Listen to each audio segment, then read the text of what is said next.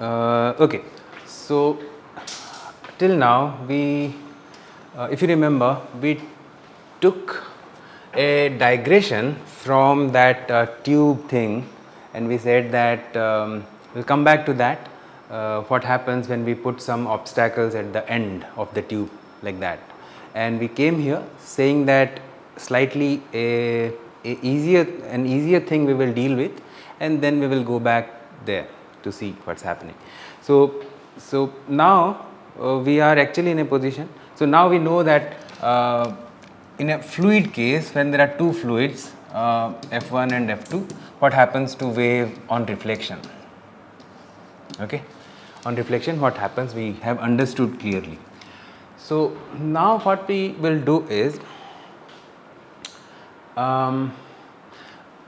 we will think that instead of this fluid medium here, we have, suppose, a solid medium. Okay.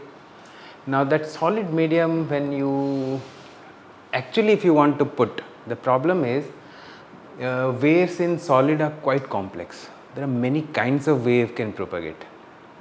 Okay. For example, if you have a rod like that, if you hit it, so longitudinal waves will propagate like that. Then this can take a shape like this. Transverse wave can go in that, flexural waves which are called. Then shear waves also can go in a different way.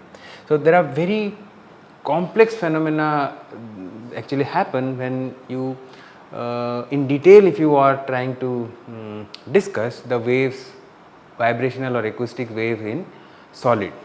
Because the simplest reason being, in fluid you are just taking the pressure, which is a scalar. But if you, the same thing, if you think in terms of solid, you will have to think in terms of stress. The corresponding thing, if you think, it's a stress which is a tensor. So 6 numbers then you have to deal with. Okay. And then same thing here, it is just the velocity, which is a vector. There it will be a strain, again a tensor, again 6 numbers you have to deal with. Okay. So that's why that again we will not get into the details of what happens when a wave from liquid meets something in solid. Instead, what we will do, we will take up a approximation of interaction with solid, and that we will do in terms of something called the Zn, the specific acoustic impedance, and which will be defined as the pressure which is existing at that point, the pressure divided by the velocity of the air particle which are in contact. Okay. Now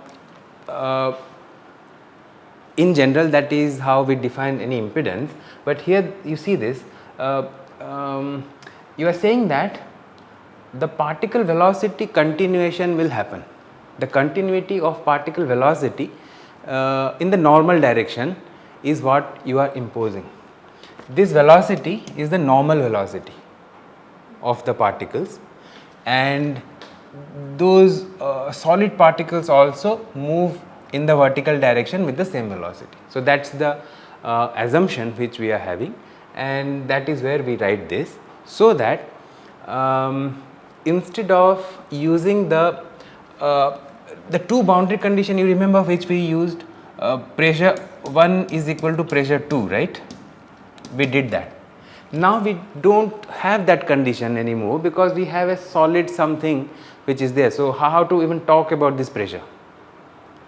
So that is why we have now left with only one, that particle velocity continuity. Along with that, we will impose one more condition, that the impedance is this much. So the pressure which exists here, okay, divide by the particle velocity will be the impedance provided by that wall. So that is the boundary condition which we will use.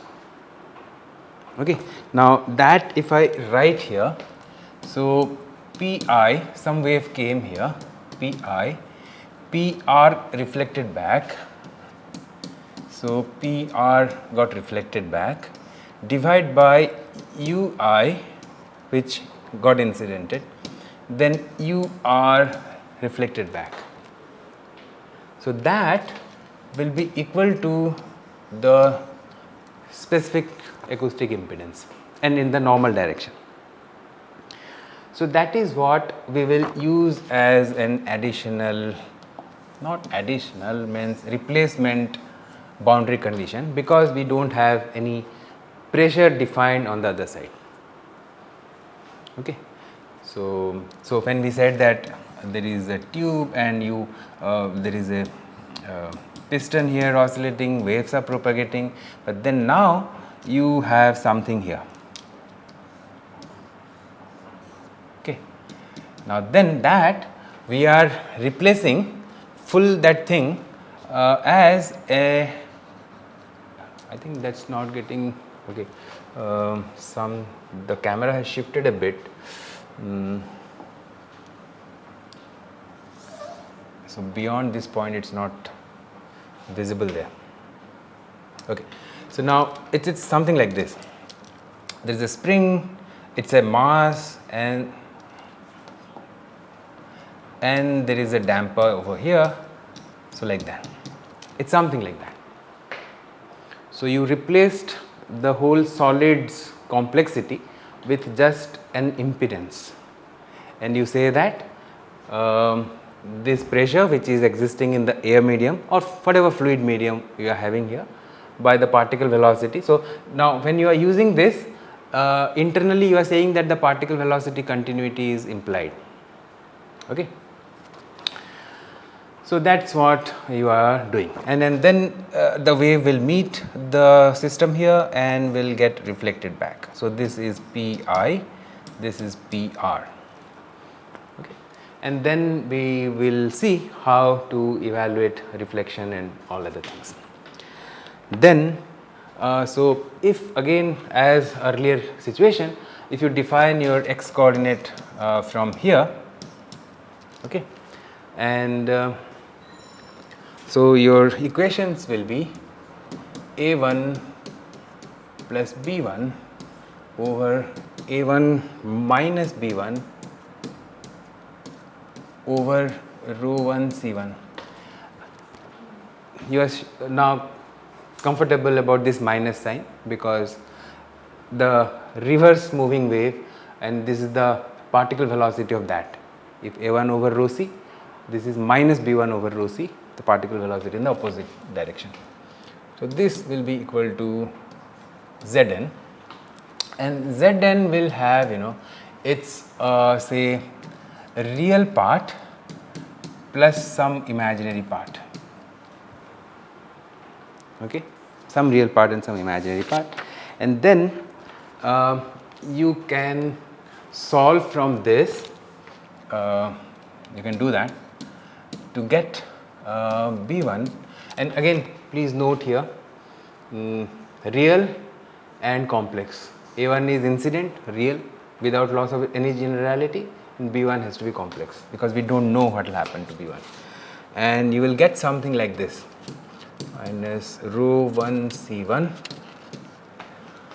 plus j xn over Rn plus rho 1 C1 plus j xn times A1.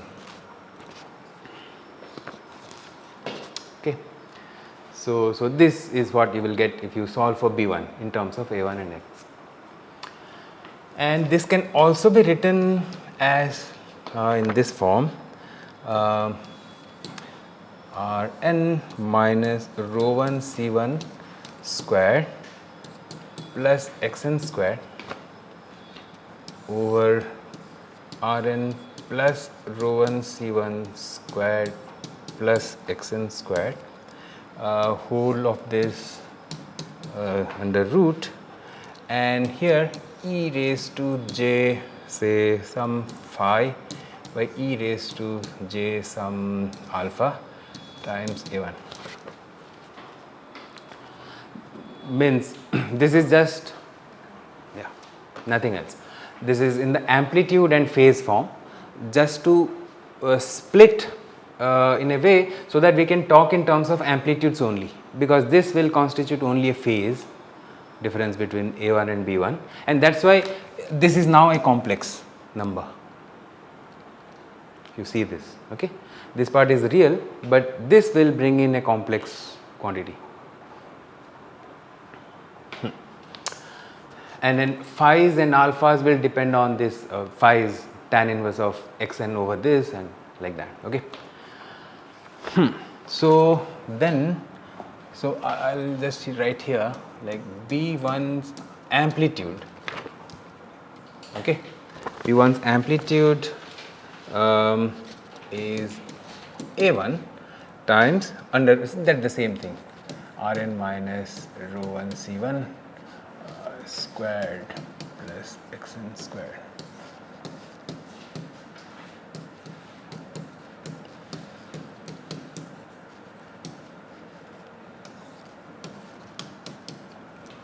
Okay. So best thing is I'll do this.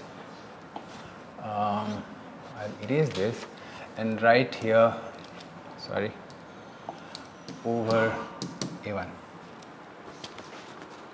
Okay. Now, if I make square of all both of them, then I can simply remove this half even. Okay. So what this is your, sorry, reflection coefficient,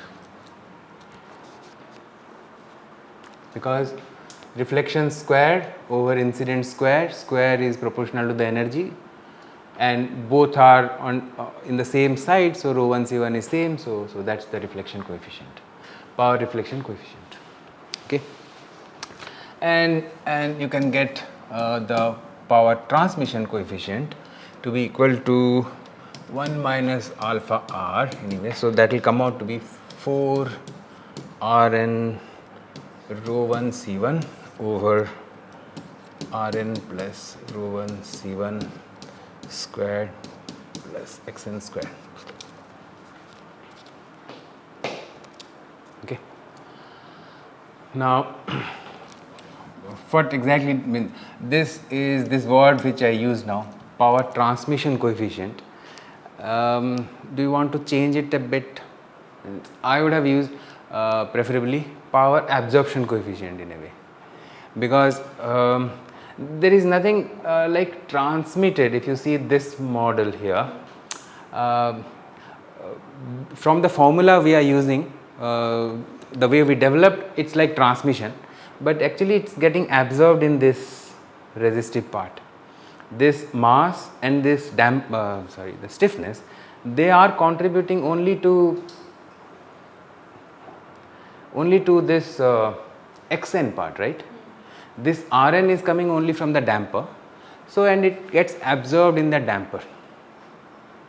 Now whether it's it is actually a system like this, or you can think of this as a solid which is equivalently being represented like this.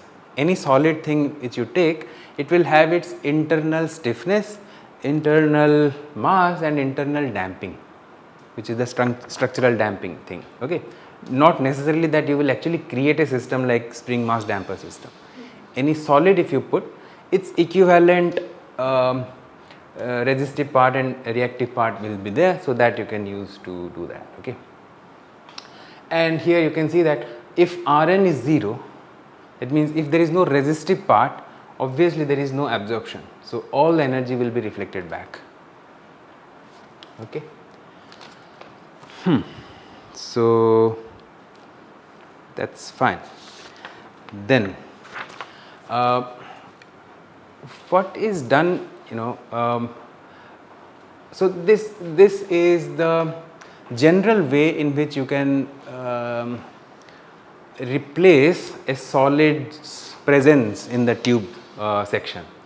But then if the solid region is extending to infinity, and if the this tube is also of very high value of radius, then there is a simplification which can be done, is that instead of all these xn's and rn's or equivalent rn's and xn's, you can simply use rho of that solid times C of that solid, where this C of the solid being calculated from the bulk plus 3/4 of g, 4/3 of g, sorry, over rho under root. This is called the bulk speed of the wave inside the solid. It's different than the longitudinal speed in a rod. In a rod, the difference being, what did I do? In a rod which I showed here, if a longitudinal wave moves, propagates, what can happen is these sides, these boundaries are free, so you will have a shape of this type, They can get compressed and elongated depending on whether a rarefied thing is there or okay. But then when these dimensions are huge and this dimension is also up to infinity, these things cannot happen. So the system gets even more rigidity, stiffness, and this is the way to calculate that speed at which the wave propagates.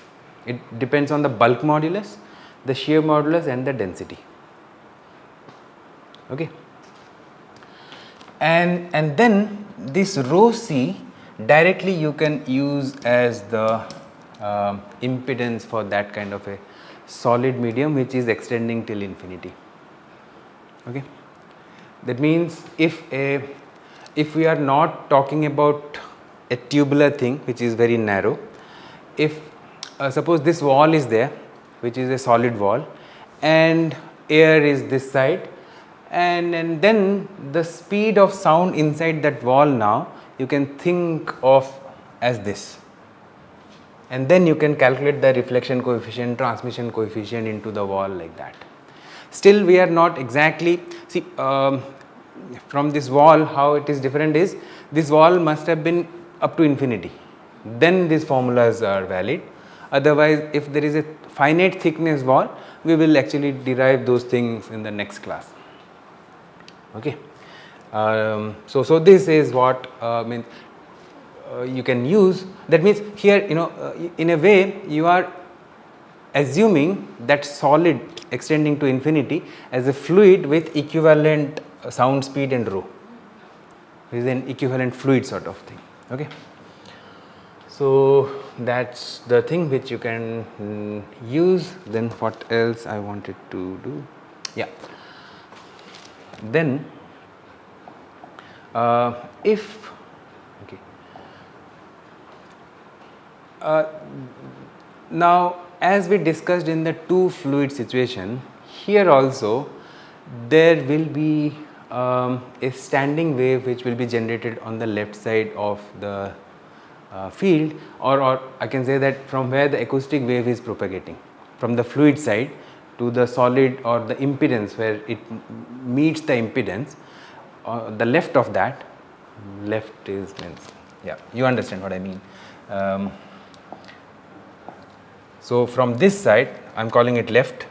Now a standing wave will be formed on this side as was in the case of two fluids, and in fact you can show, and again this will be available in the note, the detailed derivation.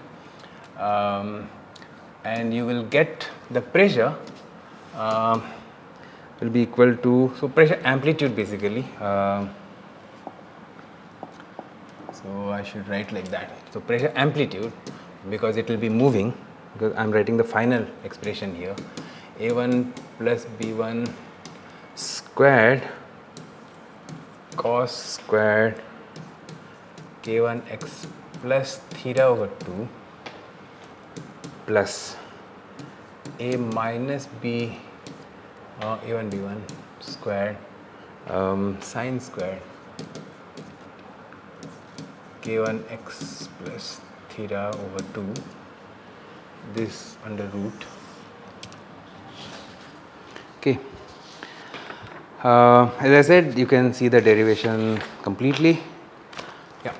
So this is again the pressure amplitude which will have, obviously what it means is multiplied with a omega t terms. So this will be the standing wave shape, and the size will be decided by the the sinusoid omega t terms.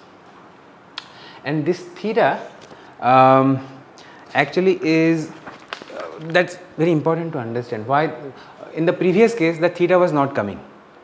If you see, if you remember the two fluid model, this theta was not there. Now it's coming. Why? Because earlier this B1 was not having any phase with respect to A1. Okay, so you started that derivation by assuming this, where this B1 was real number and there was no phase added here. Okay. Now the same algebra you will have to perform by starting from here, but adding a theta here, which will come from the fact that because now the impedance is not a real number, it will introduce a phase in this, which was clearly evident from this description, right? So here this is the amplitude. So in the previous slide, yeah, this is the phase. This phi minus alpha is the phase which is B is having with respect to A1. Okay, so this is the phase phi minus alpha, which you can calculate from here.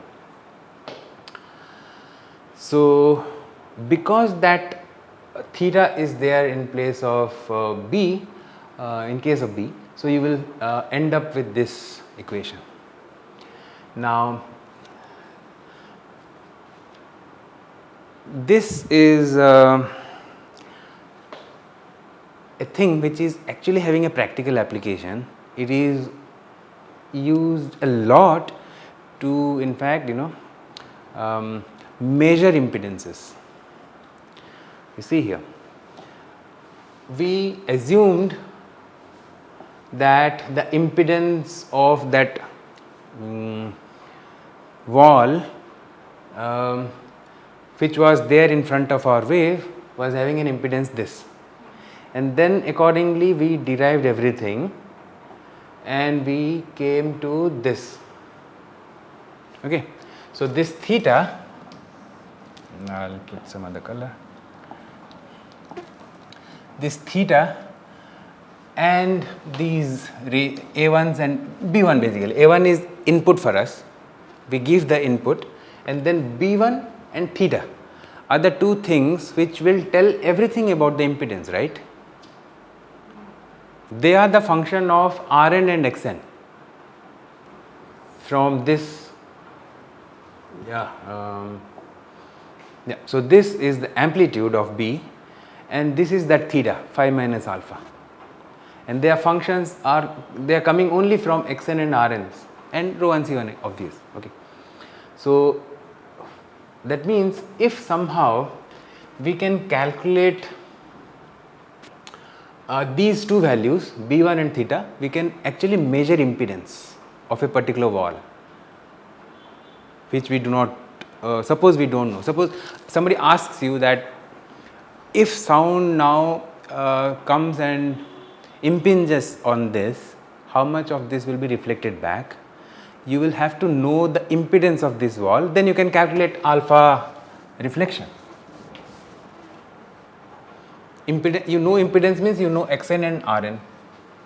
So then you can calculate alpha R and alpha absorption coefficient and reflection coefficient. So measuring impedance is a very important thing, and we will see how to do that in the next segment because this is getting over. Yeah, we will see in the next segment.